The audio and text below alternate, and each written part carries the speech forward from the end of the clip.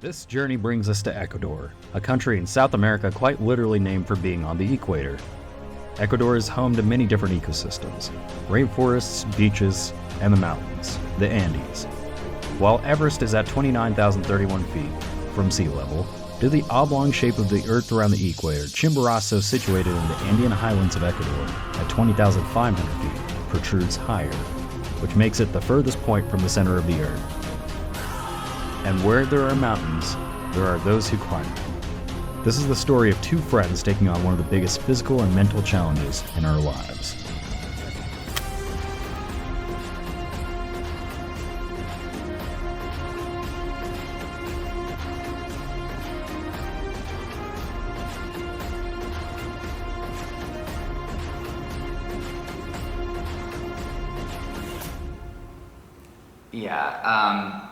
I genuinely don't know why you're doing this.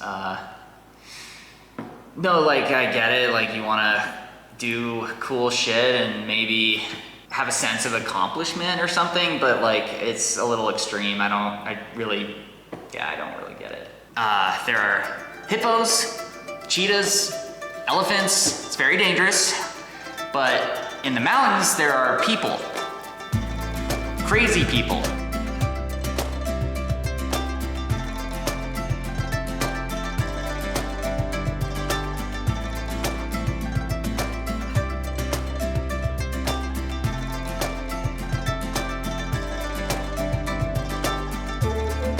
Let's start from the beginning.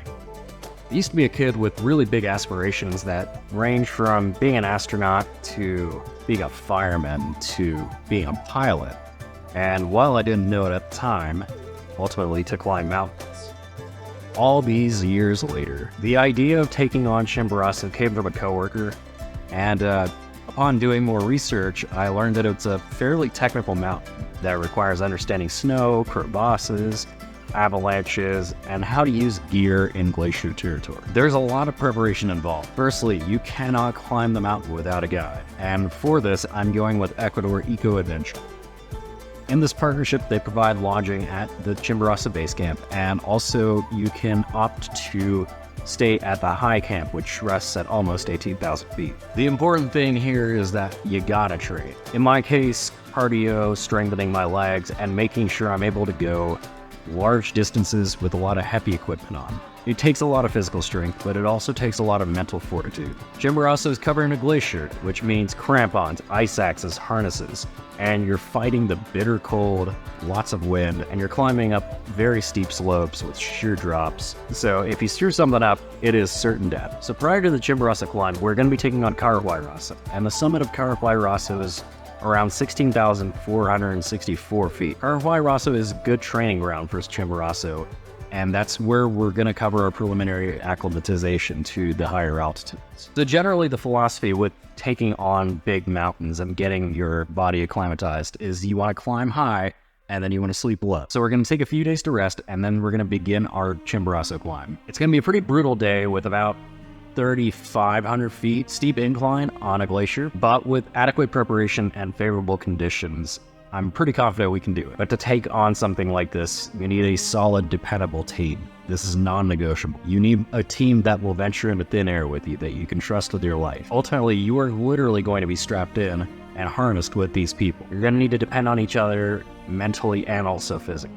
And in my case, I knew that there was only one person I would go to with an objective.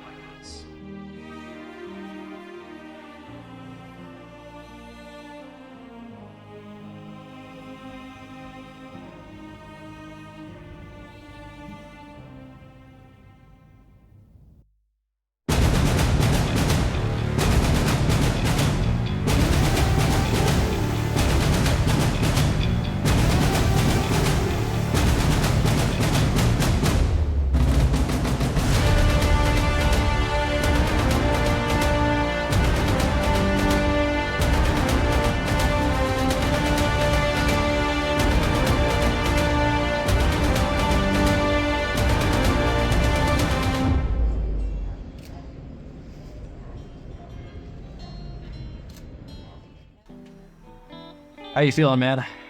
Feeling good, dude. It's crazy. Altitude up here is a little bit different than Texas. There was only one other person I would do this with, and that person is Kyle.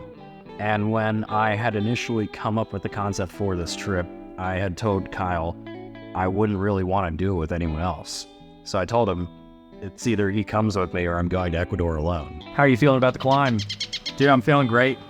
I mean, we've been putting in work for the last few months. It's been tough. We live some crazy lives. We work hard, but we put in the work where we can, and I think we're ready for it. What was your training like? Man, so many stairs. It's tough when you're in Texas, right? Like no altitude, so you're trying to rip as many stairs as you can, cardio where you can, leg strengthening where you can. A lot of divergence from what we're used to, like strength training, and a lot more like endurance, a lot of German volume training where we're just trying to do as many reps as possible, just get as strong as possible for this climb. Kyle is one of the most genuine, kindest, and most dependable human beings I've ever met. I'm gonna cut that part out. Maybe it was a little too sappy. We're here for Chimborazo mainly, but we're gonna bag Carihuairazo on the way. So pretty cool. We're gonna head down to Riobamba, Chimborazo base camp tomorrow, do a little admin, climb starting at 1 in the morning the next day. Hola. Hola. Aquí? Ya. Solo un momentito. Ya no existe. Ya sé, sí. Yeah, man, so we're gonna start this climb tomorrow, or we're gonna get there tomorrow, do some admin, get to base camp, feel out the area. I mean, we're gonna be at an altitude of, 14,000 feet nearly, so we're used to climbing mountains in Colorado, 14ers, and now we're gonna be starting and living from that. But then we're gonna bag Carihuairazo the next morning, start at 1 a.m., get there by 7 in the morning, have a couple days off, and then we're off to Chimborazo, the real mission here.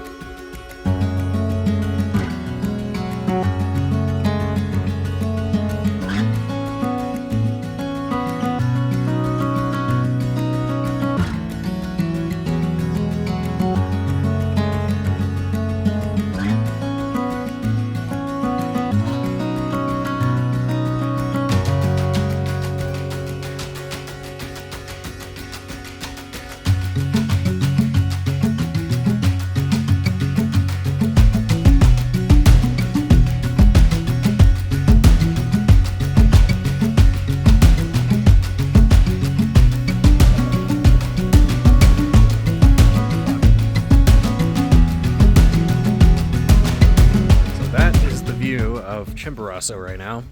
It's about 5 p.m. in the evening. Tomorrow morning, well, technically tomorrow morning, 1 a.m. 1 a.m. we're going to depart to go climb our first volcano, which will be Carihuairazo. And that volcano sits at an altitude at the summit of around 16,000 and I want to say 35 feet. With that being said, we're still getting adjusted to the elevation and awaiting dinner here at base camp. But after that, it'll be going not quite up there, but pretty high up. It's a gorgeous view. Gorgeous view. Feel very hydrated. Yeah, I'm gonna not stop drinking fluids, but I feel pretty good.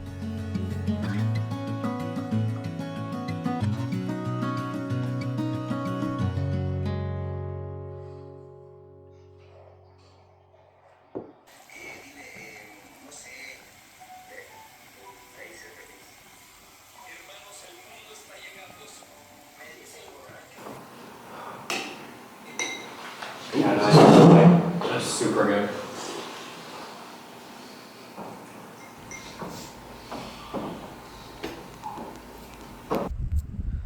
Base camp was a really cool experience. We were super fortunate to get to stay there and not have too many other people there. We rode up with Alex, the cook, He's from the Netherlands, and that dude was just awesome. He was really fun to chat with, and he just made us some of the best food we've ever had. We also got to work with Danny, who we didn't really chat with a lot, but he was just such a cool dude to have around and helping us out. It was really just the four of us, besides the alpaca there, who were Tupac and Luna, who were a hit among all of our friends, but also just such a good way to feel at home there. We got to just relax a whole lot. We attacked Carihuairazo early on, and then we were just 2 forced days of relaxation there.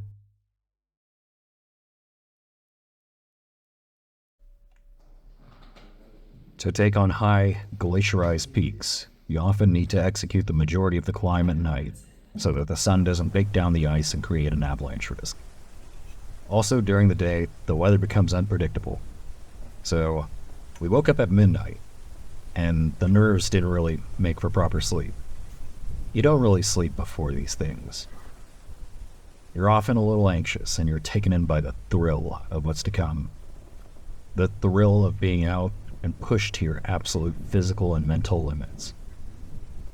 To approach things like this, you have to care about how much you're suffering.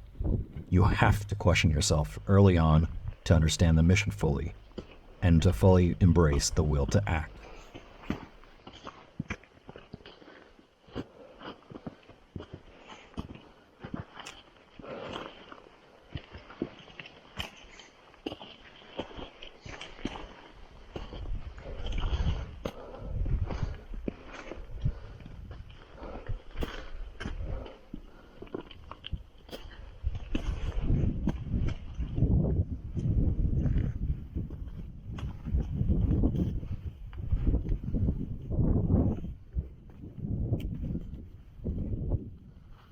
Alright, so we are probably around 15,000 feet altitude ascending Carihuairazo right now. Up until now it's been pretty steady trekking, but there's a rain cloud sitting on top of the mountain. So we are on a timetable to reach the summit, and I think the attack starts here pretty soon. But we're feeling good. Stomach was a little upset this morning, but yeah, feeling good now. How you feeling, Kyle? So good. Ready to get this summit. And then there's our fearless guide, Manuel. Hola. Hola. All right, here we go. The journey in the mountains is a deeply intimate and personal thing. You're fighting doubt, you're fighting demons, and you're suffering. The summit is only half the battle. You also need to return back safely to fight another day. As Mark Twight says, there is risk, known and unknown, in all aspects of life. We often consider the loss of life the only serious risk. Unless we are genuinely aware, we calculate the danger arising from our own physical and emotional states, and from external conditions based on incomplete information. If we believe we can manage those risks, we accept them. Whether these choices are born of delusion or reality comes out in the end. We push ourselves to see what we're made of. So let's go see what we're made of.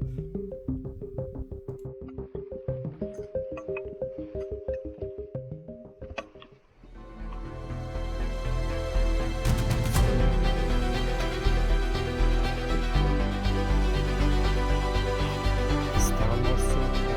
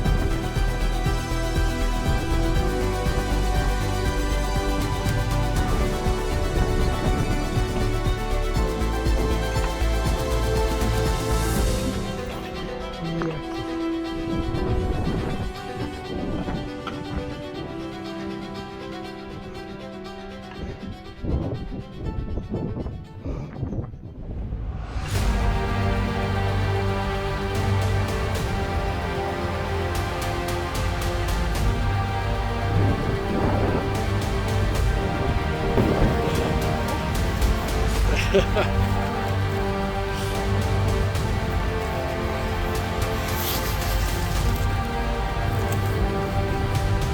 we are at the summit of Carihuairazo. 16,000 and some change. We're catching first light up here.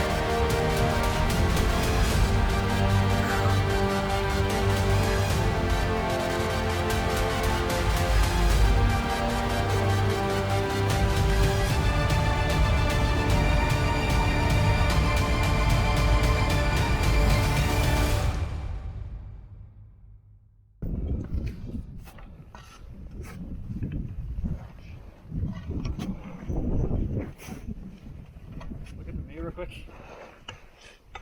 The camera. Yeah. Hold on. Let me get to a decent spot before you get too close. My bad. Thought you were secure.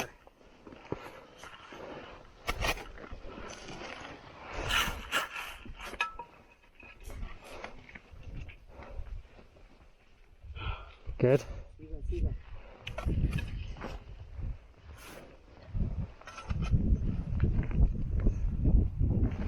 Oh. Take your time. Go forwards if you have to.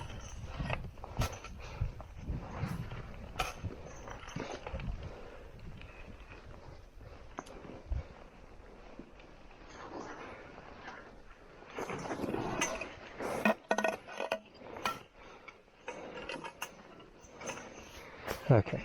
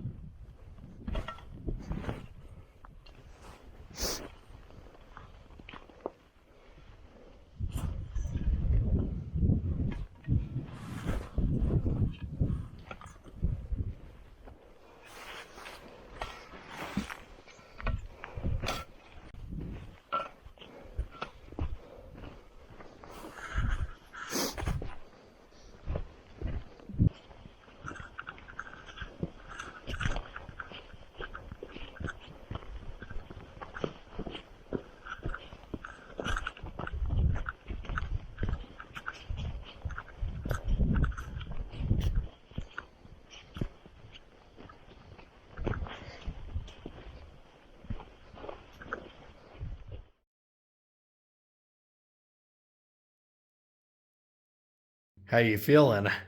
Exhausted, bro. All right, so yes, I'm a mess. I am very tired. We climbed Carihuairazo today. Summit's at 16,464 feet. And now we have 2 days to rest, recover, train, and prepare for what's about to come, which is the big one. That was a really good mountain. I think it was super important for us to get here and acclimatize and know that we can gain the confidence to go attack Chimborazo. We knew we'd be attached at the hip at this trip and doing everything together, but here we were quite literally attached by rope at the hip to make sure that we could get to the top of this mountain alive. And we approached some really high stress stuff that we've never approached before. Like we've hiked 14ers, but that's truly just trekking and hiking. And this was hiking some stuff that was pretty steep, and I'm not a heights guy.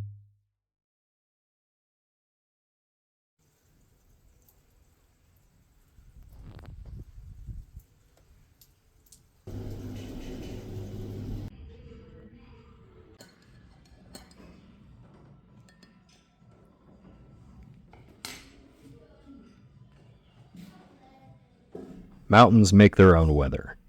Chimborazo stands and decides on its lonesome what the pattern looks like for the day.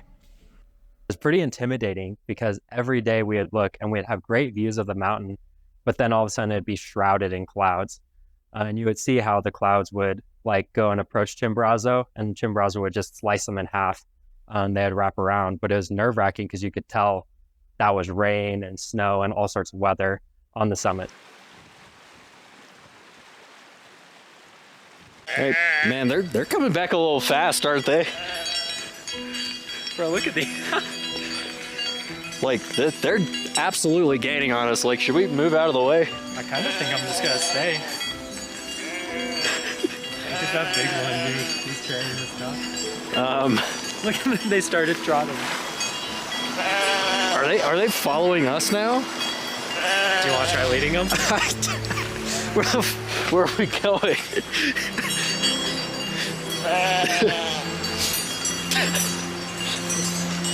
Okay. They are not following us. Oh, look at the little lambs.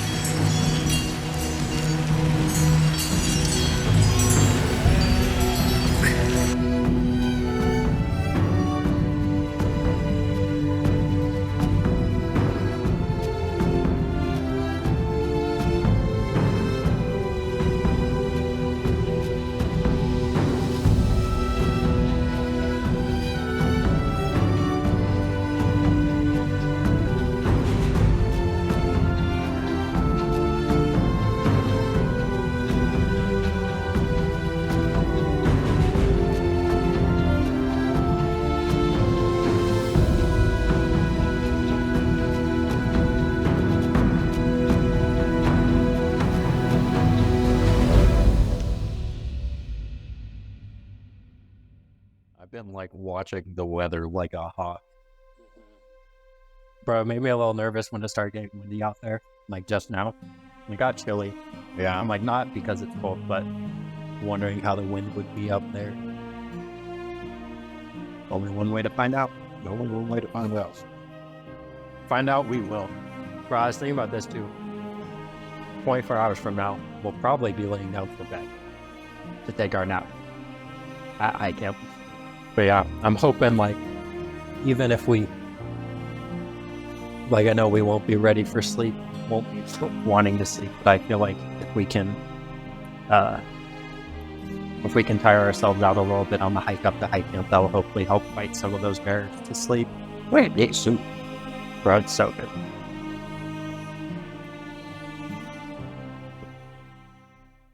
Yeah, not bad. Kind of looks like it has some of the oats in it again. Like it before. Restores my soul. What we need right now. Wonder if we'll get any sleep at all at high camp. Dude, I'm just like, I really do hope the hike up to high camp is like enough to get us a little tired that we want to. It's a tough balance tonight. Like, I think we should probably try to go to sleep at like 8 again. I'm planning on getting a lot of sleep. Yeah. And I'm thinking go to bed at 8 and just probably not really set alarms. It's like a backup just to make sure we're up enough to pack our stuff and meet the guide with reasonable time. Practice putting on our crampons tomorrow. It's game day. Game day. Well, it's gonna be one really long day. It's a long game day. I don't call it game. It's like, Actually, no, it is game day. one. Like, technically, if we don't start till midnight, then it's not game day tomorrow. Okay, so summit day. Unfortunately, the weather does not look very promising at the moment, but we're hoping and praying that it'll clear up. But at this point, it's the best we got, so we'll see how things go.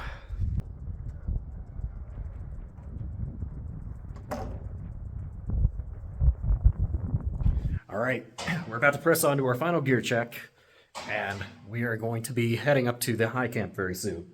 So this will be my last update for a while, but yeah, we are about to embark on the hardest part of this journey yet, which is taking on Chimborazo.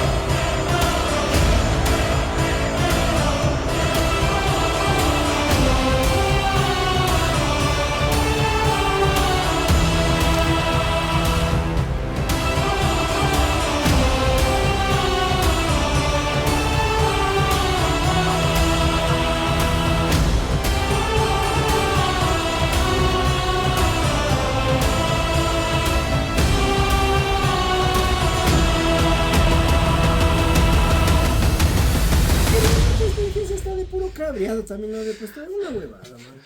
Y no eran de nuestro pueblo. Ahora sí. ¿Y la escuela? ¿Qué hace acá? We took maybe one break on the way up, grabbed some water real quick, and then we're like, get to a tiny little, I hate to say summit, but a tiny little flat part, and we come over this crest, and suddenly high camp is there. And that was a super cool experience to be able to throw our bags down.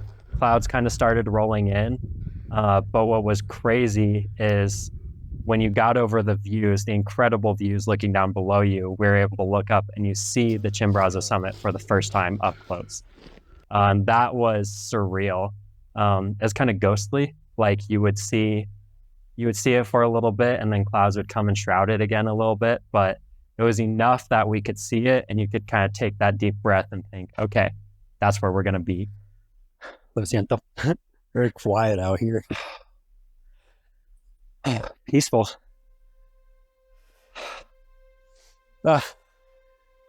Admittedly, a little nervous. Everything does take a little more effort here, but isn't that why we're here?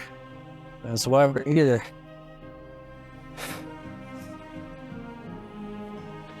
It'd be nice if we could see the summit right now. I know. Before all this stuff came out, the views were incredible, dude.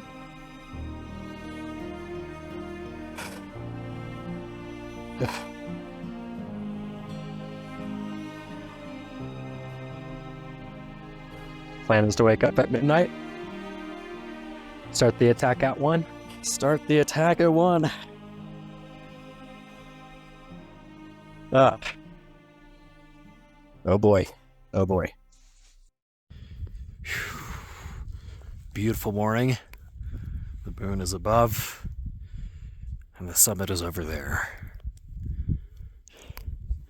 And we begin our attack very soon.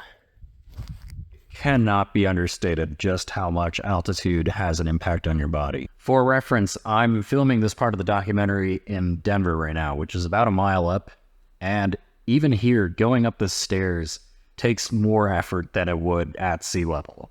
There's just less oxygen going around. It's as though you're breathing through a straw, and the higher and higher up you go, the smaller and smaller that straw becomes. All right, we're enjoying ourselves a nice breakfast. I think we all slept like shit, but that was to be expected. But yeah, the summit attack starts now. Let's go back about.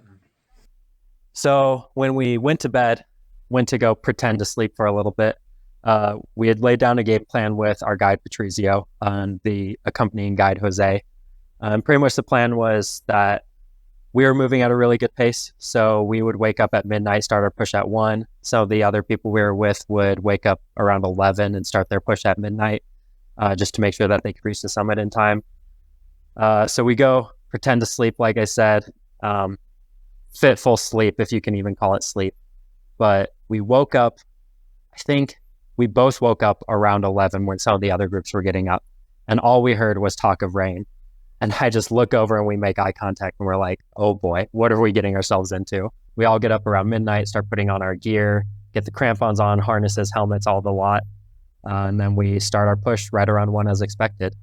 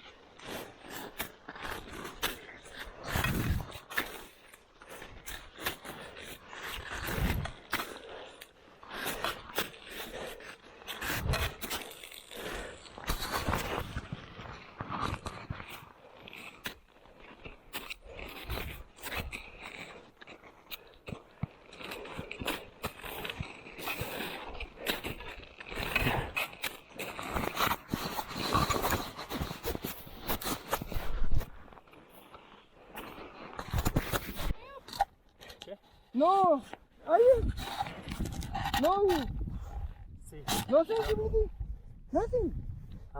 I gave you question for and slowly, yeah. Provide me in the front, very clear. No problem. We're making the push. We're making good progress. We never had to be told to speed up. We're keeping good pace with Patrizio. So we're really happy with our progress, and we're like, hey, I think we're going to get the summit. And then we get to the point where Patrizio needs to start checking for avalanche risk. So the way to think about when they check for avalanche risk is like, think about if you're setting a plywood board on top of another one, and ideally those two would be very firmly connected, tons of nails, tons of glue, whatever you want to think about, and they're not going to separate from each other. But what causes an avalanche risk is if those two are only barely connected. Think like a drizzle of wood glue. So they're being held in place, but as soon as you put pressure on it, that top layer is just going to slide down. The way they do it is they use the ice axe and they just cut out basically a block of snow, and then they try lifting it up and seeing how it lifts up from the other snow. Basically seeing if that connection is, like we're talking about, like you want firmly connected or really loosely connected. That first time is like, hey guys, like this is what I'm looking for. Not great. Let's keep pushing and see what we can get to. So we go make another push. We check again. And at this point, he shows us another block, which the group the previous night had tried. And that was what caused them to turn around, is they had this block and it was clearly disconnected. So they had to stop their attack at that point. So he checks it again. He's like, hey guys, it's not good. It's bad, but not bad enough that we have to turn around yet. Let's go up just a little bit more. So we're going up more. And Patrizio's a guy who's pretty relaxed the whole time. He's calm. And then we get to this point, and I don't want to say it's panic, but there is extreme urgency in his voice. And he turns around, he says, hey, stop. He says, take a few steps left. So we both go left a little bit. He says, you see the snow right here? That's disconnected right now. He's like, we're going to turn around right now. I need you to walk. You in the back. So he points to me. He says, you're going to turn around and start leading right now. I was like, okay. So he has us turn around, face down the mountain. Again, I'm not a heights guy, so that's a little intimidating. And he says, trust the crampons, stick them in flat-footed, and just get going. And he says, move fast. Sorry, Mom, cover your ears right now. But I think his exact words were, oh shit. So we make our push down, we get to a safe spot, and he explains a little more of what happened. And I think his words exactly were, my heart was in my lips, which is intimidating for a guy who climbs these mountains multiple times a week for a living. So we got to a pretty safe spot. We didn't take a break there. He just explained real quickly, and then we continued our push down to a safer spot back on the ridge. And then at that point, our summit attack was over and we were just returning home safely.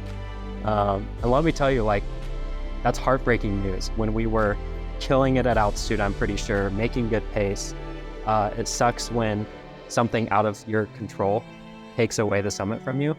But at the same time, while it was heartbreaking, I was very at peace with it and still like very grateful for the opportunity. It's cool to know that we did everything we needed to and everything that we possibly could to get that summit, and we had it in our hands.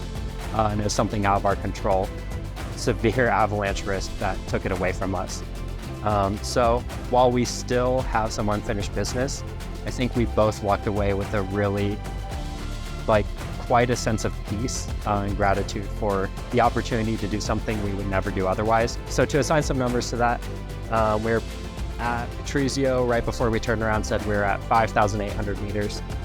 So for those who don't fully understand meters like myself, that's about 19,400 feet above sea level. Yeah, the furthest human beings from the Earth's core, which is just absolutely wild to think about, and probably one of the reasons that we can still walk away heartbroken, but super encouraged by what we did and just ready to attack the next mountains.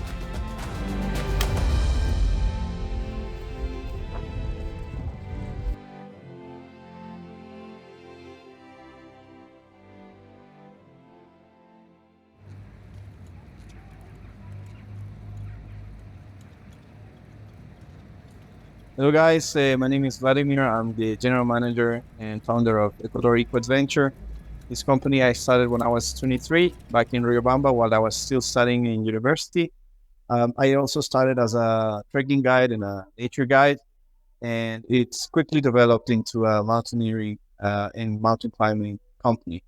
And nowadays we have a representation in Quito as well. And part of our venture has grown into having the Chimborazo Base Camp Refuge. And here in Quito, we have the hotel Casa Colonial Francisco, which is where we welcome our guests. It's been a very nice 18 years of work, and well, hope you guys see the video that Sai is making. And if you ever want to come to Ecuador, you know, we're here to help anybody that wants to come and climb mountains. One thing I wanted to prove with this Ecuador trip was the fact that mountain culture, I had a suspicion that it would be pretty similar no matter where you are in the world. I still have yet to prove it in the East, but in terms of the mountains in Ecuador versus the mountains in the US, the culture is remarkably similar. These people are passionate. The mountains implant themselves within the culture of the society here. So with the high Andes, we have the opportunity to become the furthest people from the center of the earth. And along with that, we made a lot of friends along the way, and we built a great bond with our team. And that's one of the beautiful things about being able to do deeply difficult things like this. Yeah, man, we had an awesome team throughout our experience here in Ecuador. Our guides, like, it was really cool coming back down from our Chimborazo attempt. And we're there with our guides, Patrizio, and the accompanying guide, Jose. Manuel, who was our guide for Carihuairazo, was there and helping out. Just to see all of them again was really refreshing. It's tough because you really trusted your life to these guys, and you have to go and say bye all of a sudden. So it was bittersweet to say goodbye, but really grateful for those guys. A little sad saying bye to Tupac and Luna. Loved having those guys around, very homely, contributing to the base camp home vibes. Let me tell you, we got back and we knew our driver was back. And our driver from Quito to Riobamba, his name was Pablo. Pablo doesn't speak a whole lot of English, like very limited. We speak pretty mild, not great Spanish.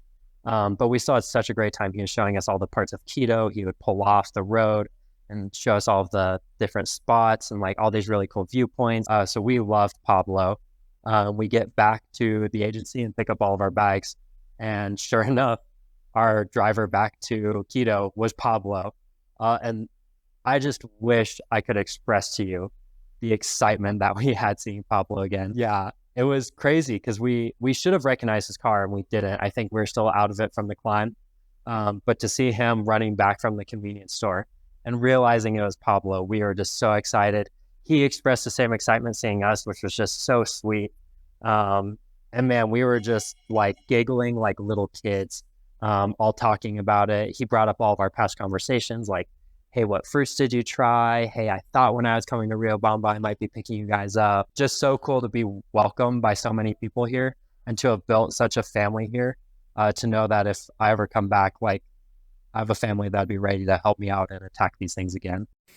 Ancestral because some years ago, a group of archaeologists from USA, from Europe, and obviously from Ecuador, they found in the coast region, now it's Santa Elena province, more exactly in the Sumpa town. Yeah.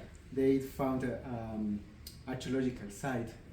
And in this archaeological site, the people found an archaeological object made with ceramic. It's just figures of humans. Right, yeah. And they are holding quenas. And people made an investigation, and these objects has 10,000 years old.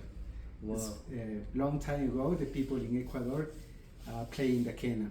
Okay. And I would like to play a song from the Andes. This song called Ñucayacta is a two Quechua word, which means old people or people from the Andes. It's the most typical and most famous song in Ecuador.